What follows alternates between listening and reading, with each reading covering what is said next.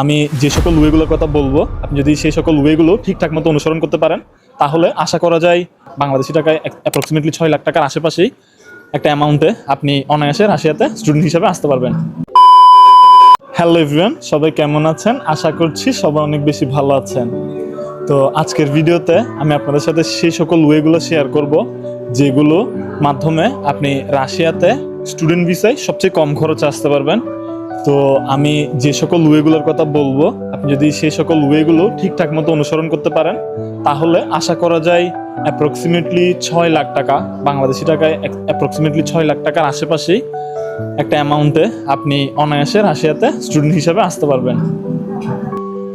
রাশিয়াতে আপনার যে খরচগুলো হবে, এই খরচগুলোকে যদি আমি দুই ভাগে ভাগ করি, তাহলে প্রথমত বাংলাদেশে থাকা অবস্থায় আপনি যে খরচগুলো হবে সেগুলো, অ্যান্ড সেকেন্ড হচ্ছে আপনি রাশিয়াতে আসার পরে যে খরচগুলো হচ্ছে সেইগুলো। তো বাংলাদেশে থাকা অবস্থায় আপনার প্রথম খরচগুলো হবে ইউনিভার্সিটি অ্যাডমিশন, ইউনিভার্সিটিতে ইনভাইটেশন ইস্যু করা, অ্যান্ড বাংলাদেশ এম্বাসিতে অর্থাৎ বাংলাদেশে যে রাশিয়ান এম্বাসি আছে সেইখানে যে ফিগুলো খরচ হবে সেগুলো, আপনার ডকুমেন্ট লিগালাইজেশন অ্যান্ড আপনার যে ভিসা ফি সেগুলো।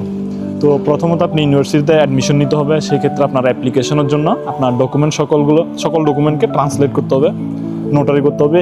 এই প্রসেসটাতে আপনার সর্বোচ্চ খরচ হবে 15 থেকে 20,000 বাংলাদেশি টাকা, এর বেশি ভুলও হওয়ার কোনো কথা নাই। তো আপনার প্রথমত খরচ হবে ইউনিভার্সিটি অ্যাডমিশনে 15 থেকে 20,000 টাকা, অ্যান্ড সেকেন্ড হচ্ছে আপনার ইনভাইটেশন ইস্যুর যে খরচ। তো ইনভাইটেশন ইস্যুর ক্ষেত্রে আপনার ইউনিভার্সিটি সাধারণত 50 থেকে 60,000 রুবল ডিমান্ড করে থাকে। এটা প্রিপেমেন্ট হিসাবেও ভাবা যায়, কারণ আপনার যে টাকা, এই টাকাটা আপনার টিউশন ফির সাথে আবার অ্যাড করে দেওয়া হয়। সো তখন যে খরচ, এই খরচটা হবে বাংলাদেশি টাকায় 70 থেকে 80,000 টাকার মতো। সো আমি যদি অ্যাডমিশন প্রসেস অ্যান্ড ইনভাইটেশন ফি দুইটা যদি একসাথে যোগ করি, তাহলে সেই অ্যামাউন্টটা দাঁড়ায় বাংলা টাকায় 1 লাখ টাকার কাছাকাছি একটা অ্যামাউন্ট। তো আপনার অ্যাডমিশন প্রসেস অ্যান্ড হচ্ছে আপনার যে ইনভাইটেশন ইস্যু, এই দুইটা জিনিস করার জন্য আপনার বাংলা টাকায় ধরা যায় 1 লাখ টাকার মতো খরচ হবে।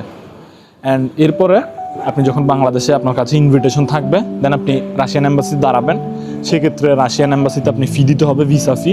এটি আমি যখন এসেছিলাম তখন ছিল 10,000 সামথিং, বর্তমানে সেটা একটু বেড়ে যেতে পারে। অ্যান্ড আপনার যে ডকুমেন্টগুলো, এগুলো রাশিয়াতে বৈধ হওয়ার জন্য আপনি রাশিয়ান এম্বাসি থেকে লিগালাইজ করাইতে হবে। সো এই ক্ষেত্রে আপনার খরচ হবে 15 থেকে 16,000 টাকা। তো আপনি যদি দুইটা সংখ্যাকে একসাথে যোগ করেন, তাহলে দেখা গেল 30,000 টাকা সর্বোচ্চ। তো আপনি যদি রাশিয়ান ভিসা অ্যাচিভ করতে পারেন, দেন আপনার যে ফ্লাই খরচ, এটা বাংলাদেশে এয়ার টিকেটের দাম এক এক সময় এক এক রকম হয়ে থাকে। তো এটি সাধারণত 50 থেকে 70,000 বাংলাদেশি টাকা মাঝে মধ্যে হয়ে থাকে। অ্যান্ড যখন এটা স্টুডেন্টদের রাশ অনেক বেশি থাকে, তখন এটির দাম মাঝে মধ্যে অনেক বেশি হয়ে যায়। তো আমি ধরে নিলাম যে আপনার এয়ার টিকেটের প্রাইস সর্বোচ্চ 70,000 টাকা। তো আপনি বাংলাদেশে থাকা অবস্থায় যে ইনভাইটেশন অ্যান্ড সবগুলো খরচ মিলিয়ে 1,30,000, অ্যান্ড আপনি যদি এয়ার টিকেট 70,000 টাকাও ধরেন, তাহলে রাশিয়াতে স্টুডেন্ট ভিসায় আসার আগে আপনি বাংলাদেশে থাকা অবস্থায় আপনার সর্বমোট 2 লাখ টাকা বাংলাদেশি টাকায় খরচ হবে। এর বেশি যদি আপনি অথেন্টিক ওয়েতে অ্যাপ্লিকেশন করেন, তাহলে এর বেশি কোনো প্রকারের খরচ হওয়ার কোনো প্রয়োজনীয়তা আমার মতো আমি দেখছি না। তো সর্বোচ্চ আপনার খরচ হবে বাংলাদেশি টাকায় 2 লাখ টাকা, আপনার এয়ার টিকেট অ্যান্ড আপনার সকল অ্যাপ্লিকেশন প্রসেস থেকে শুরু করে সবগুলো কমপ্লিট করতে।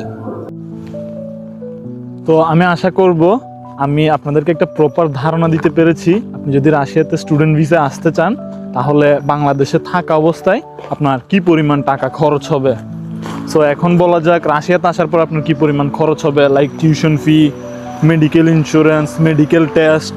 তো এই সকল কিছু যদি আমি একটা ভিডিওতে বলতে যাই, এই ভিডিওটা অনেক লম্বা হয়ে যাবে।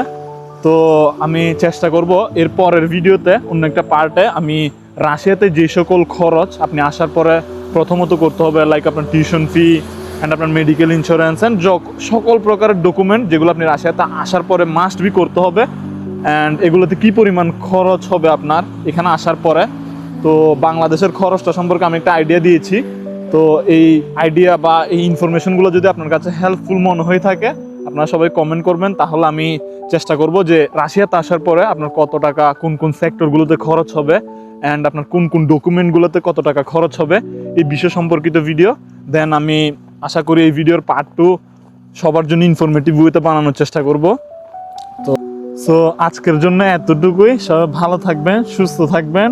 অ্যান্ড আমার ভিডিওগুলো যদি আপনার কাছে ইনফরমেটিভ মনে হয়ে থাকে তাহলে আপনি চাইলে চ্যানেলটি সাবস্ক্রাইব করতে পারেন।